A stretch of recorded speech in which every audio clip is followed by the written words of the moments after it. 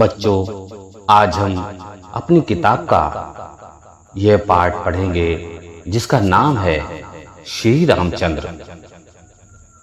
श्री रामचंद्र का व्यक्तित्व ऐसे उच्च मानवीय गुणों से संपन्न था कि आज भी उनका जीवन आदर्श मनुष्य बनने की प्रेरणा देने वाला अक्षय स्रोत बना हुआ है।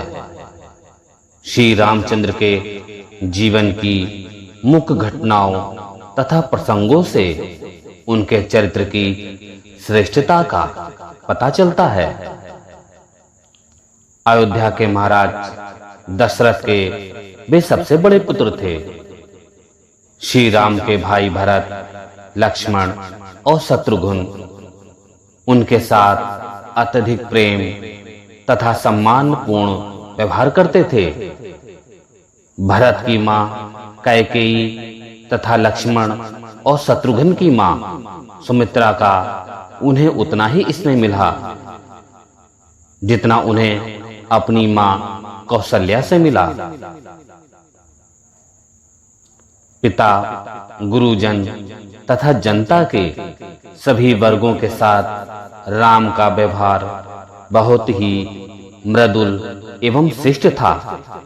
अपने छोटे भाइयों को प्रसन्न करने के लिए वे खेल में स्वयं हारकर उनको विजयी बना देते थे। ऋषि विश्वामित्र राक्षसों के उपद्रव के कारण आश्रम में यज्ञ नहीं कर पा रहे थे। आश्रम वासियों की रक्षा और निर्विघ्न यज्ञ करने में सहायता के लिए वे राजा दशरथ के पास आए। ऋषि ने राजा से राम और लक्ष्मण को मांगा। पिता की आज्ञा मानकर राम और लक्ष्मण ऋषि के साथ आश्रम पहुंचे। दोनों राजकुमारों ने अद्भुत साहस तथा शौर्य के साथ आश्रम वासियों की रक्षा की। अत्याचारी राक्षसों का दमन कर उन्होंने आश्रम और उसके आसपास शांति स्थापित की। इसी बीच विश्वामित्र को जनकपुर में राजकुमारी सीता के स्वयंवर का समाचार प्राप्त हुआ। राजा जनक ने यह शर्त रखी कि शिव के धनुष को उठाकर उसकी प्रत्यंचा चढ़ाने वाले के साथ ही सीता का विवाह किया जाएगा। अपने गुरु का आदेश पाकर श्री राम ने शिव धनुष को उठाया और प्रत्यंचा चढ़ाते ही शिव धनुष टूट गया। सीता के साथ विवाह के बाद राम अयोध्या लौटे और उनका जीवन सुखपूर्वक व्यतीत होने लगा। अब राजा दशरथ वृद्ध हो चले थे। वे राम का युवराज पद पर अभिषेक कर शासन के भार से मुक्त होना चाहते थे। उनकी इच्छानुसार अभिषेक की तैयारी होने लगी। तभी दासी मंत्रा ने कैकेयी के कान भरे। मंत्रा के बहकावे में आकर कैकेयी ने राजा से 2 वर मांगे जिनके लिए राजा पहले वचन दे चुके थे। इन वरों का संबंध देवासुर संग्राम की घटना से था। उसमें दशरथ ने देवों के पक्ष में असुरों के विरुद्ध युद्ध किया था। युद्ध स्थल में कैकेयी ने बड़े साहस के साथ राजा की सहायता की थी। इससे प्रसन्न होकर राजा ने कैकेयी को 2 वरदान मांगने को कहा था। कैकेयी ने उस समय वरदान नहीं मांगे और भविष्य में कभी मांग लेने की बात कही थी। अब कैकेयी ने राजा को उन्हीं वचनों का स्मरण कराते हुए 2 वरदान मांगे।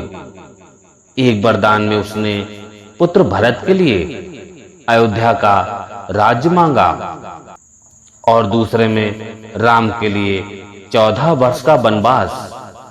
राजा बहुत ही दृढ़ प्रतिज्ञ थे और प्रण के पालन के लिए वे अपने प्राण की भी चिंता नहीं करते थे। अपने प्रिय पुत्र राम को वनवास देने की कल्पना ही उनके लिए अत्यधिक कष्टदायक थी। फिर भी वचन के धनी राजा ने अपना प्रण निभाया। राम के वियोग में दशरथ का जीवित रह पाना कठिन था, किंतु उन्होंने प्रण नहीं छोड़ा। राम पिता की आज्ञा को शिरोधार्य कर सहर्ष वन के लिए चल पड़े। उनके साथ सीता और लक्ष्मण ने भी वन की राह पकड़ी। राम की अनुपस्थिति में राजा दशरथ की मृत्यु हो गई। भाई भरत राम को मनाकर अयोध्या वापस लाने के लिए चित्रकूट गए। उस अवसर पर भी राम ने पिता की आज्ञा के पालन पर दृढ़ रहने का संकल्प दोहराया और वनवास की अवधि पूरी होने पर अयोध्या लौटने का आश्वासन दिया। जब वे अयोध्या से वन की ओर जा रहे थे, तब नदी पार करते समय उनकी भेंट निषाद राज गुहू से हुई। गुहू ने भाव विभोर होकर उनका स्वागत किया। रामचंद्र जी ने उनके अपनेपन के भाव को सम्मान दिया और वे गले लगकर उनसे मिले। भीलनी शबरी के आतिथ्य को भी उन्होंने सहर्ष स्वीकार किया। इन उदाहरणों से पता चलता है कि वे छुआछूत या ऊंच नीच की भावना से किसी के साथ व्यवहार नहीं करते थे। वनवास की अवधि में श्री रामचंद्र को अनेक बार कठिन परिस्थितियों का सामना करना पड़ा। जब वे पंचवटी में कुटी बनाकर रह रहे थे, तब लंका के राजा रावण की बहन सूर्पणखा वहां आई। रामचंद्र जी को देखकर वह आकृष्ट हुई और उसने उनके साथ विवाह का प्रस्ताव रखा। रामचंद्र जी विवाहित थे और उनकी पत्नी सीता जी उनके साथ थीं। उन्होंने सूर्पणखा के प्रस्ताव को ठुकरा दिया। सूर्पणखा के हठ के कारण लक्ष्मण जी ने उसे दंडित किया, तो वह क्रुद्ध होकर रावण के पास पहुंची। रावण उसके अपमान से बहुत क्रोधित हुआ। रावण ने छल पूर्वक सीता जी का अपहरण किया। रामचंद्र जी ने सीता जी की खोज की। हनुमान ने लंका जाकर सीता जी का पता लगाया। रामचंद्र जी ने अंगद को लंका भेजकर शांति पूर्वक सीता जी को वापस पाने का प्रयत्न किया, किंतु घमंड में चूर रावण ने कोई ध्यान नहीं दिया। अंत में युद्ध की स्थिति आ पहुंची। संकट की इस स्थिति में भी रामचंद्र जी ने अयोध्या से कोई सहायता नहीं मांगी। उन्होंने भरत को इस संबंध में कोई समाचार नहीं भेजा। किष्किंधा के राजा सुग्रीव और अंगद, हनुमान आदि की सहायता से उन्होंने अपनी सेना तैयार की और अपने बाहुबल से रावण को युद्ध में परास्त किया। ये उनके स्वावलंबन तथा आत्मबल का अनुपम उदाहरण है। रामचंद्र जी ने लंका पर विजय प्राप्त करने के बाद वहां का राज्य रावण के भाई विभीषण को सौंप दिया। इससे पहले किष्किंधा के राजा बाली को हराने के बाद उन्होंने वहां का राज उसके भाई सुग्रीव को सौंप दिया था। यह निर्णय बहुत ही बुद्धिमत्तापूर्ण और दूरदर्शितापूर्ण था। सीता जी और लक्ष्मण के साथ रामचंद्र जी अयोध्या लौटे तो जनता ने उनका हार्दिक स्वागत किया। बहुत धूमधाम से रामचंद्र जी का राज्याभिषेक हुआ। उनकी अनुपस्थिति में भरत ने अयोध्या के राज्य को धरोहर की तरह सुरक्षित रखा और शासन का संचालन किया। रामचंद्र जी ने शासन की उत्तम व्यवस्था की।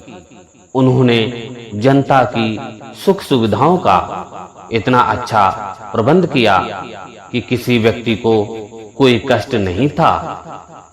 सब स्वस्थ तथा सुखी थे और आनंदपूर्ण जीवन व्यतीत करते थे। यदि समाज के सभी वर्गों और व्यक्तियों की आवश्यकताओं को पूरा करने की उत्तम व्यवस्था हो जाए तो शांति और सुख की स्थिति आ जाती है। रामचंद्र जी के राज्य में शासन की ऐसी ही व्यवस्था की गई थी।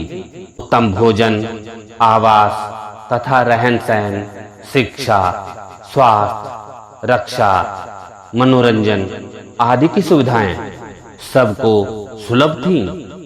फलस्वरूप कोई रोगग्रस्त नहीं होता था। सब मन लगाकर अपना अपना काम करते थे। अन्न, फल, दूध, घी आदि का पर्याप्त उत्पादन होता था। इसलिए लोगों को किसी प्रकार के अभाव का सामना नहीं करना पड़ता था। लोग आपस में मिलजुल कर प्रेम भाव से रहते थे। रामचंद्र जी के राज्य में जनता को वे सभी सुख सुविधाएं सुलभ थीं जिनकी आज के लोक कल्याणकारी राज्य में कामना की जाती है। इसीलिए राम राज्य लोक कल्याणकारी राज्य का पर्याय बन गया है। तुलसीदास जी ने रामचरितमानस में राम राज्य का विशद वर्णन किया है। महात्मा गांधी भी राम राज्य की उत्तम व्यवस्था से बहुत प्रभावित थे। इसीलिए उन्होंने भारत में राम राज्य की स्थापना का आदर्श सामने रखा और उसी के लिए जीवन भर प्रयास किया। तो बच्चों, आज का हमारा ये पाठ समाप्त होता है। अपने दोस्तों में और साथियों में इस वीडियो को अधिक से अधिक शेयर करें। जो बच्चे स्कूल नहीं भी आ पाए हैं उन्हें भी इसके बारे में ज्ञान प्राप्त हो सके। और यदि आप हमारी और वीडियो देखना चाहते हैं तो हमारे चैनल को सब्सक्राइब कर लीजिएगा, जिससे आपको शिक्षाप्रद वीडियो बराबर मिलती रहें। अगली वीडियो में हम आपसे पुनः मिलेंगे। तब तक के लिए जय Shri Ram. Please like and subscribe my YouTube channel Krishika Online Classes. Thank you.